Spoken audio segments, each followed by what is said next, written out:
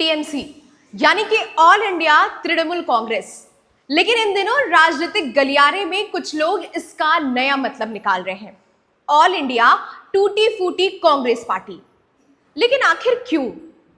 दोस्तों, पश्चिम बंगाल की राजनीति में इन दिनों जो चल रहा है वो सिर्फ एक पार्टी का संकट नहीं है, ये उस राजनीतिक मॉडल पर सवाल है जिसने पिछले 1.5 दशक से बंगाल पर राज किया। क्योंकि एक तरफ ममता बनर्जी की टीएमसी है और दूसरी तरफ उन्हीं की पार्टी के नेता, सांसद और विधायक हैं जो अब खुलकर सवाल पूछ रहे हैं। सवाल ये कि आखिर टीएमसी में ऐसा क्या हुआ कि पार्टी के भीतर बगावत शुरू हो गई, और क्या वाकई वो दौर खत्म हो रहा है जो बंगाल की राजनीति में टीएमसी का मतलब बताती थी कि सत्ता। राजनीति में कोई पार्टी एक दिन में नहीं टूटती है, दरार पहले आती है, फिर असंतोष आता है, फिर नेता चुप होना छोड़ देते हैं और उसके बाद बगावत शुरू होती है। आज टीएमसी के साथ भी कुछ ऐसा ही होता दिखाई दे रहा है।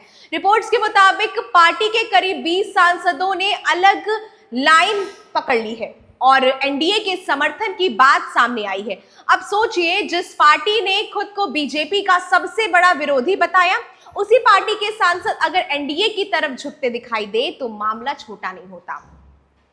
लेकिन कहानी सिर्फ सांसदों तक सीमित नहीं है। कहानी वहां से शुरू होती है जहां जनता कानून व्यवस्था पर सवाल पूछना शुरू करती है। पिछले कई वर्षों में बीजेपी लगातार आरोप लगाती रही है कि बंगाल में राजनीतिक संरक्षण के दम पर कुछ नेताओं का प्रभाव इतना बढ़ गया है कि स्थानीय प्रशासन भी चुनौती महसूस करने लगा है। टीएमसी इन आरोपों को राजनीति कहती है, लेकिन जो घटनाएं हो रही हैं उन्होंने बहस को फिर जिंदा कर दिया है। उदाहरण के लिए जहांगीर खान टीएमसी का सबसे बड़ा चेहरा माना जाता रहा है। उन्हें हाल ही में भारत नेपाल सीमा के पास से गिरफ्तार किया गया है। पुलिस का कहना है कि उन पर उगाही यानी कि एक्सटॉर्शन का आरोप लगा है और कई एफआईआर भी दर्ज किए गए हैं। अब यहां से दो बातें निकलकर सामने आती है।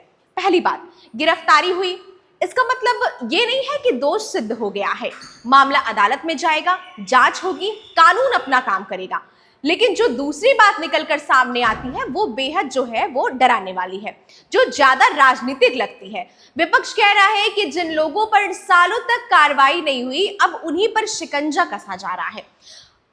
यहीं से टीएमसी पर गुंडाराज वाले आरोप फिर चर्चा में आ गए हैं। अब जरा अभिषेक बनर्जी की तरफ आइए।